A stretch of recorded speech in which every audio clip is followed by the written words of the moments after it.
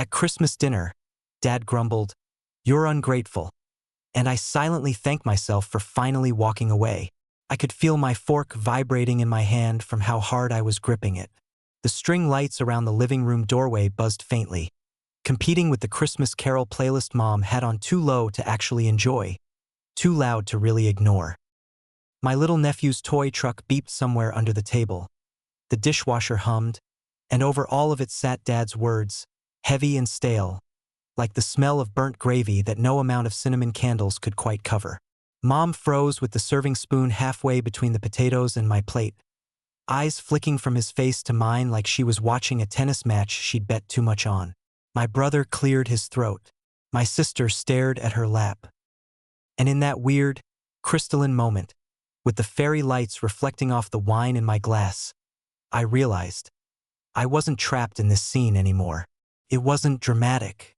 I didn't throw my napkin or slam my hands on the table, even though I'd fantasized about both. I just set my fork down carefully, the tiniest metallic clink, took a breath that actually felt like it reached my lungs, and pushed my chair back.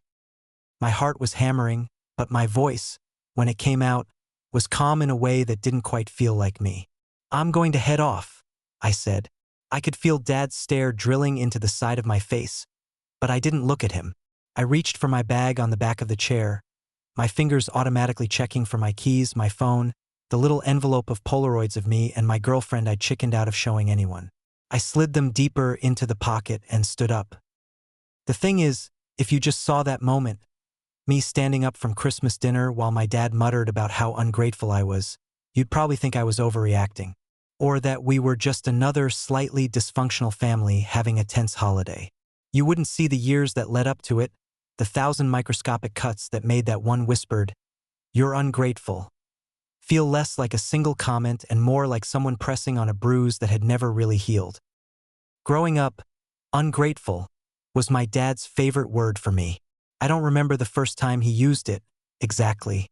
It kind of blurs together with spoiled and dramatic in the greatest hits of things he said so often they stuck. But I do remember a very specific Saturday in year 6, standing in the middle of our living room in a brand new dress my mother had picked out. It was itchy and a weird shade of pink that made my skin look sallow. "Say thank you," Mom prompted, hands on her hips. "Thanks," I mumbled. "Louder," Dad said from the couch, not looking up from the TV. I took a breath. "Thank you." He finally glanced over, eyes scanning me like I was a painting he'd commissioned that had come out wrong. "She doesn't like it," he said to Mom, not to me. "See her face? Ungrateful. We spend money, and you look like someone died." I remember staring down at the hem of the dress, blinking back tears I didn't want them to see. It wasn't about the dress. It rarely was. It was about the unwritten script. They performed generosity, I performed gratitude. If either of us messed up our lines, it was my fault. That script got longer as I got older. When they enrolled me in piano lessons I'd never asked for, other kids would kill for this opportunity. "You're so ungrateful." When I said I was too tired to babysit my siblings after a 16-hour exam day, "We sacrificed everything for you to study, and you can't even help out." Ungrateful. When, at 16, I asked if we could maybe not fight in front of my friends. "Under our roof, you talk to us with respect. You don't like it? You can leave. See how far your ungrateful attitude gets you." Spoiler alert, I did leave. Just not that night. From the outside, we looked like any other picture-perfect Christmas family. Matching pajamas in photos, piles of presents under the tree, Mom's Instagram stories full of roast turkey and sugar cookies. People would comment, "Your family is goals," and I'd double tap, my stomach twisting. What they didn't see. The way Christmas Eve was basically a performance rehearsal. "Don't bring up politics," Mom would hiss, straightening a table runner. "Don't bring up therapy. Don't mention your situation." The last word always said like it smelled bad. By situation, she meant the fact that I decided to start talking to someone about my anxiety and the sinking feeling in my chest that never quite went away. At first, therapy had been about work stress. That's what I told them. Anyway, "They're giving it to us for free through work," I'd lied. It would be dumb not to take it. We didn't have therapists, Dad had said. We just got on with it. I know, I'd said. That's kind of why I think I need one. He hadn't found that funny. I'm 28 now, but in my parents' house, I could be any age between 5 and 15 depending on their mood. The year before the dinner I walked out of, we'd had the big fight that led to me going low contact. I'd gone to Christmas out of obligation, told myself I could manage. Spoiler, I couldn't. That Christmas, Dad had cornered me as I tried to load the dishwasher. Your mother says you told the therapist we're the reason you have issues, he said like issues was a slur. I said a lot of things, I replied carefully, turning a plate under the tap. Some of them about you, some of them about other stuff. That's kind of the point. His jaw clenched.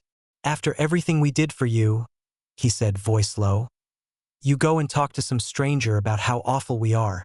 You're ungrateful, you know that? I remember standing there with soapy water running over my hands, my reflection warped in the stainless steel sink.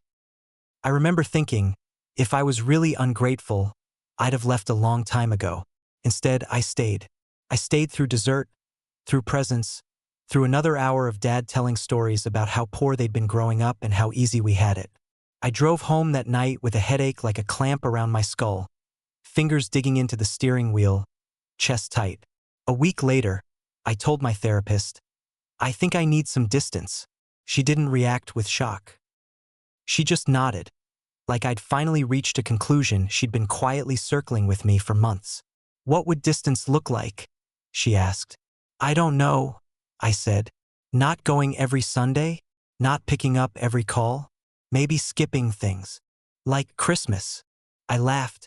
A short, humorless sound. God. That feels illegal just thinking about it. Illegal to who? She asked. To them, I said immediately. Then, after a pause, to me, I guess. To the version of me that thinks my entire job on this planet is not to upset my parents. We made a plan. Not a never speak to them again plan. Just a set of small boundaries that sounded ridiculous when I said them out loud. Like, I will not answer the phone while I'm at work, and I will not stay past 10 p.m. on weeknights. It's wild to realize you need therapy to say, actually, I have to work in the morning without guilt. The first time I let a call go to voicemail, my hands shook. Mom left a message 3 minutes long about how worried she was, how she thought I was dead in a ditch. When I called her back later and said, hey, I was in a meeting, she said, you could have texted. It's not that hard. You're so busy. I cut in. I'm busy. She sighed like I'd slapped her. This is the part where people usually ask, where was your mom? Was she on your side? And the answer is, sometimes, in small, quiet ways that felt like crumbs. She would sneak me extra dessert when Dad said I didn't need it.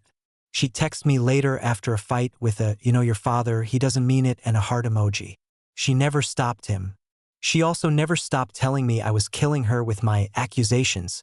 Whenever I tried to explain how I felt, you make us out to be monsters, she'd whisper, eyes brimming.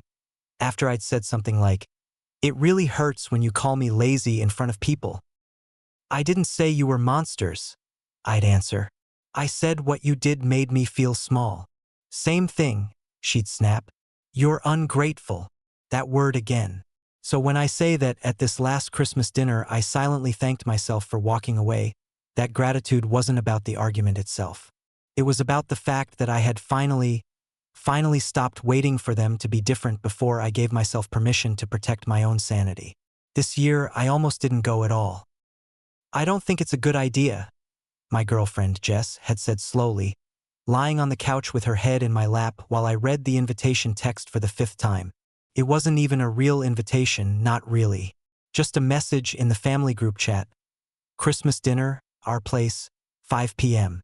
Everyone better be there this time. Dad. No question mark. No, how would you feel about just expectation? I know, I said, carting my fingers through Jess's hair. But my sister will be there. And my nephew. And part of me just still hopes. Hopes for what? I stared at the ceiling. For them to suddenly be, I don't know, different. Jess reached up and took my hand. You know that's not how change works, she said gently. Your dad has had 28 years to practice saying something to you that isn't ungrateful. He also had 28 years to practice being poor, I muttered a little bitterly. And he doesn't shut up about that. She snorted softly. You're allowed to say no, she reminded me. I know I'm allowed, I said. I don't know if I'm ready to deal with the fallout. We sat with that for a while. In the end, I made a compromise with myself. I would go, but I would drive my own car. I would tell them in advance that I could only stay for 2 hours. And if they started in on me, I would leave. No more staying to smooth the edges. Will you actually leave? Jess had asked, eyebrow arched. Yes, I'd said, surprising both of us. What's your line? She pressed. What's the thing they could say that would make you go, okay, that's it? I thought about it. There were so many contenders. But in the end, it all boiled down to that one word. If he calls me ungrateful again, I said, I'm done. So I went. I showed up at 5 on the dot in case being late became ammo. I wore the sweater Jess said made my eyes look bright. I carried a tray of roasted vegetables I'd made myself, because showing up empty-handed would be another charge in the eternal court of how we failed our parents by not being perfect. Mom answered the door, eyes scanning me out of habit. You lost weight, she said by way of hello. Nice to see you too, I replied, forcing a smile. Merry Christmas. She hugged me, stiff around the shoulders. Don't start, she muttered into my hair. Don't start what? I asked as we pulled apart. Being prickly, she said. We just want a nice evening. There it was. Translation. Don't bring up the past. Don't mention the email I sent 6 months ago saying I needed space because our relationship was affecting my mental health. Don't mention that they never replied to that email, just sent birthday gifts in the group chat like nothing happened.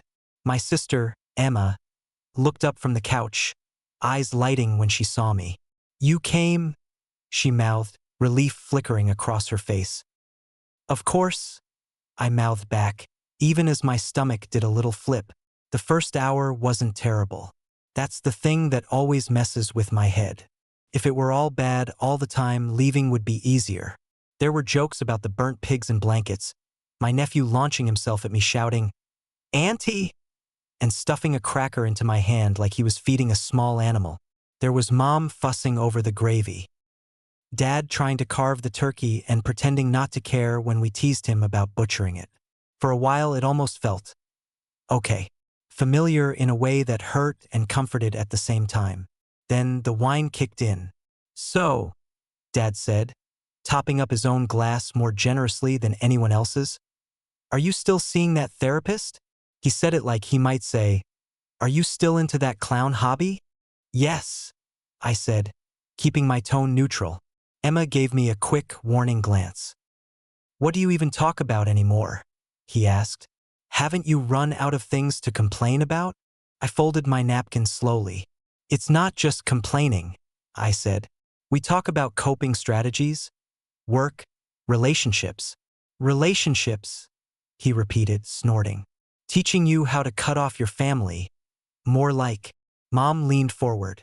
We were surprised you came, she said, a little tremor in her voice.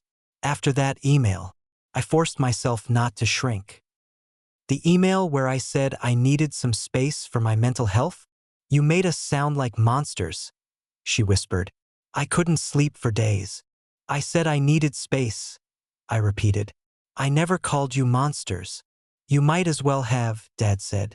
What are we supposed to think when our own daughter says she needs distance because we're harmful to her emotional well-being? He did air quotes like the words themselves were ridiculous. Across the table, Emma looked like she wanted to sink into the floor. My brother, Tom, shoveled potatoes into his mouth at record speed, eyes on his plate. My nephew hummed softly to himself, rolling peas around with his spoon, oblivious. I took a breath, feeling the familiar tightness gather in my chest. In therapy, we'd practice saying things like I statements, grounding.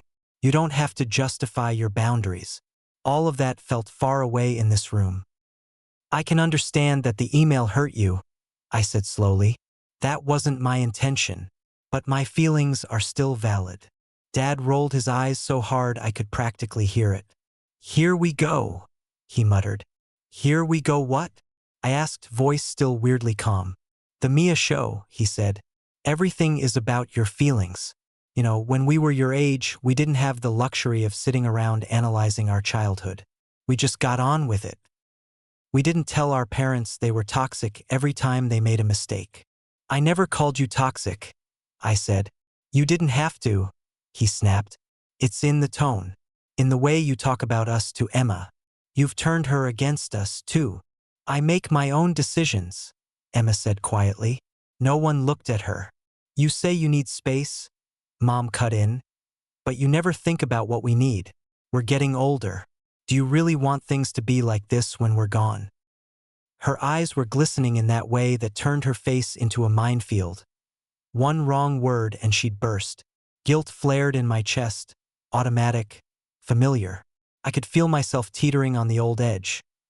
Apologize, backtrack. Tell them they're right. Promise to try harder. Then, under the table, my phone buzzed once. I glanced down. A preview of a text from Jess lit up the screen. Proud of you, whatever happens. Remember you can leave. Yellow heart. The tightness in my chest shifted. Not gone, but loosened. Slightly, like someone had cracked a window. Of course I don't want things to be like this, I said, looking at Mom. I've told you that, over and over. But every time I try to talk about how I feel, it turns into how ungrateful I am, how I'm hurting you. There's never room for we hurt you too. We apologized, Mom protested. For what? I asked. Specifically. Silence. For making you feel that way, she said eventually. Which part? I pushed, heart pounding. Did you mean, I'm sorry for reading your diary? I'm sorry for calling you lazy in front of your friends? I'm sorry for laughing when Dad made comments about your body? I'm sorry for telling you other kids had it worse every time you cried. Which one? Her mouth opened and closed soundlessly. You see, Dad said, gesturing at me with his fork. Nothing is ever enough. We admit fault, she wants a detailed confession. We tell her we did our best. She calls us abusers behind our backs. I have never used that word about you, I said. It was technically true. In therapy, we danced around it with phrases like emotionally harmful and trauma responses. I'd never actually said abuse out loud with their names attached. The word sat in my throat now, heavy. You might as well, he said again. You've painted us as villains to everyone. Ungrateful. That's what you are. Completely ungrateful for everything we've done. There it was. The word. Funny how something so familiar could still land like a slap. In the past, this is where I would have scrambled. Listed all the things I was grateful for. Thank you for the roof, the food, the schooling. Thank you for working hard. Thank you, thank you, thank you. Please don't be mad. Please don't leave. This time, I heard Jess's voice in my head. What if you don't defend yourself? What if you just step away? I looked at Dad, at the way his hand gripped his wine glass, at the flush on his cheeks, at the total lack of curiosity in his eyes about my actual internal world. For the first time, I realized gratitude and obedience were not actually the same thing. I also realized I was done trying to prove I wasn't what he'd decided I was. So I thanked myself for walking away, for giving myself permission weeks ago, in my therapist's office and Jess's arms, to leave if this happened. I pushed my chair back. I'm going to go, I said. Dad snorted. Of course you are. Mom's face crumpled. Now? She whispered. But we haven't even done dessert. I told you I could only stay for a bit, I reminded her. And I'm not going to sit here and be called ungrateful for going to therapy. This is why we didn't want you to go, Dad muttered. They put ideas in your head. My feelings are not ideas someone put in my head, I said. They're responses to things that happened. Emma stood up halfway, like she wanted to do something, then sat down again when Dad shot her a look. Tom finally spoke up, voice barely above a whisper. "Maybe we should all calm down," he said. "Stay out of it," Dad snapped. I picked up my bag. When I looked at my nephew, he was watching me with wide eyes, a piece of carrot halfway to his mouth. I felt a stab of guilt so sharp it made me sway. "I'll see you later, buddy," I said gently. "Merry Christmas." He frowned. "You're not staying for cake?" "Not this time," I said. "But I love you." He shrugged in that little kid way that already knew not to make too big a deal out of things. "Okay," he said and went back to his peas. I turned to Mom. There was a part of me that still, even now, wanted to fix it, to say something that would magically make her understand. "I didn't come here to fight," I said. "Then why did you?" Dad shot back. "Because I hoped," I said simply. "I hoped we could try something different. Maybe that was foolish." "So you're just going to run away?" he said. I met his eyes. "No," I said. "I'm choosing not to sit here and be insulted." "Same thing," he said. We stared at each other.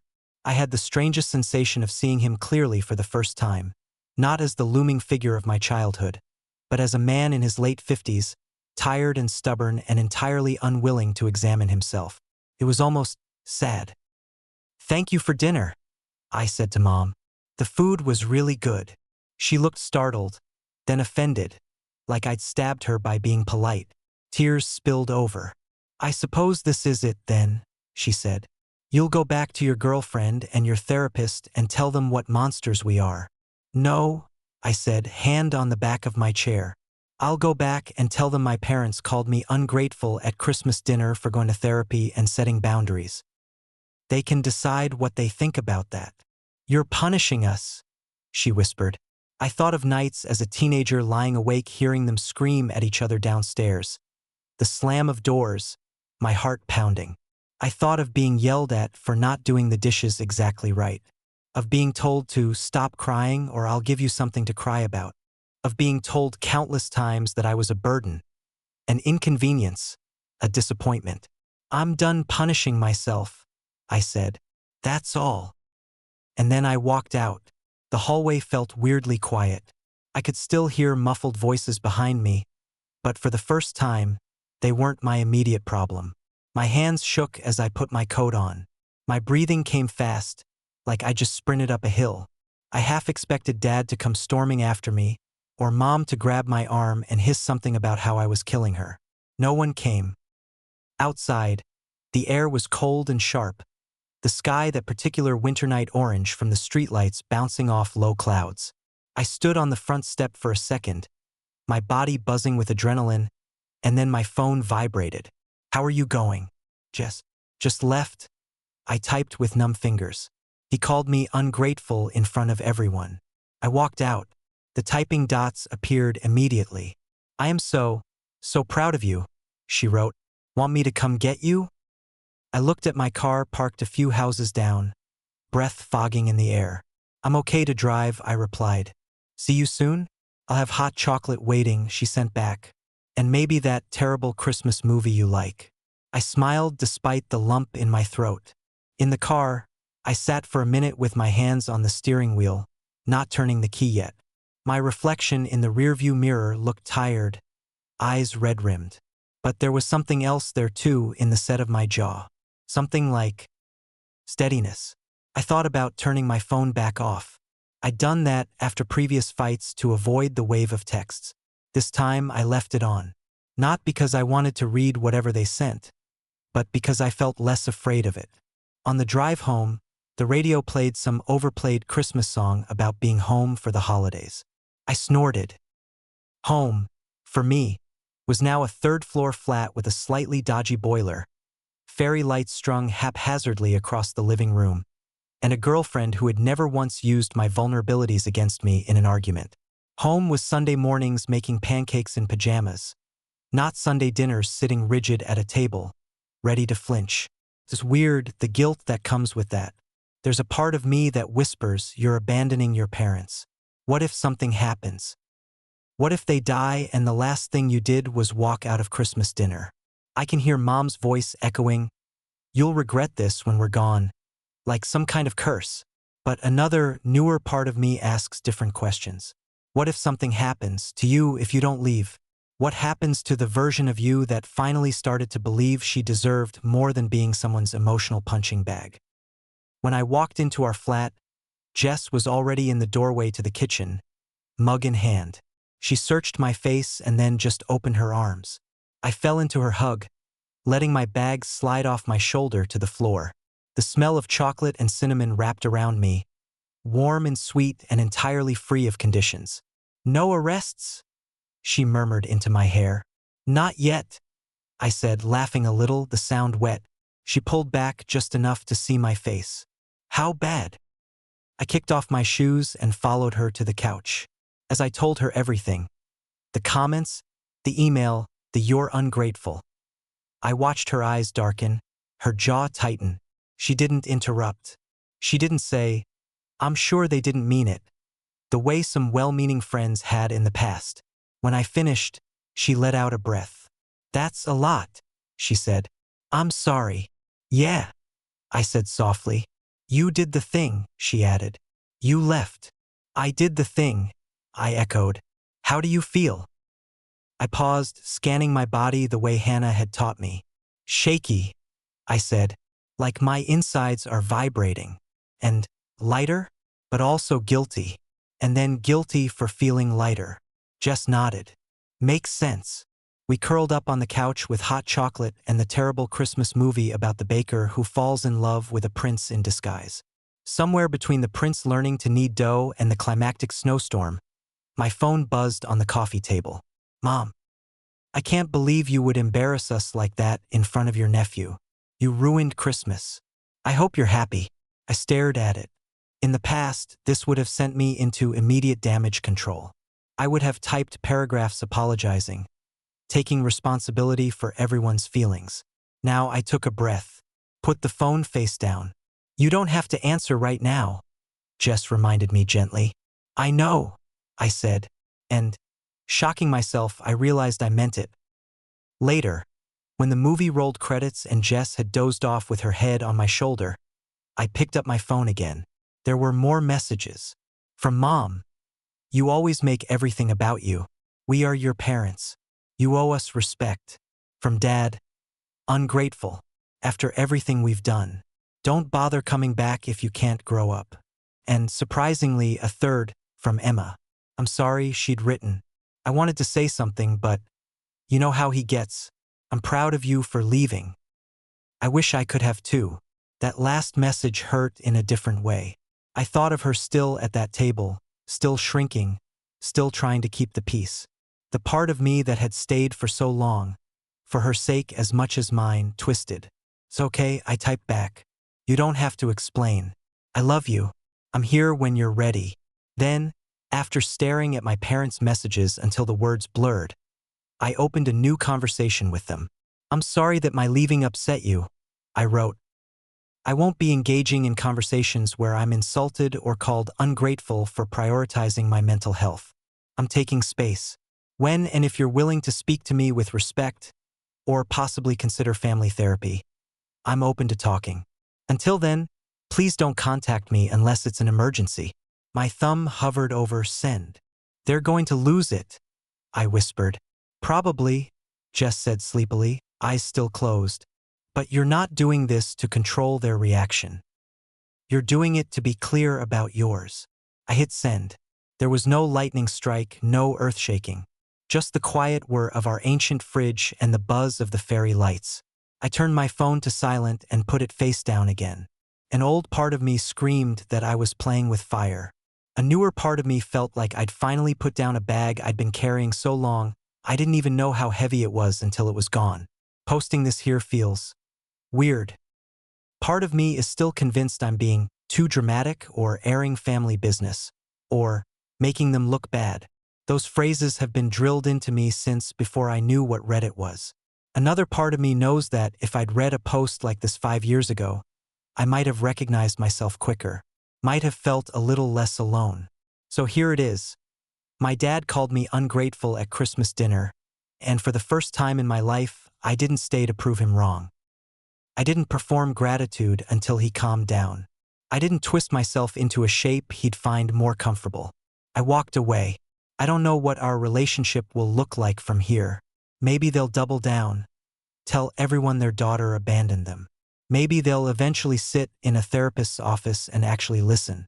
Maybe none of that will ever happen. What I do know is that tonight, in a tiny flat strung with crooked lights, drinking cheap hot chocolate with someone who has never once weaponized my trust, I feel more at home than I ever did at that perfectly set table. Am I ungrateful? I'm grateful for the roof they provided, the food, the schooling.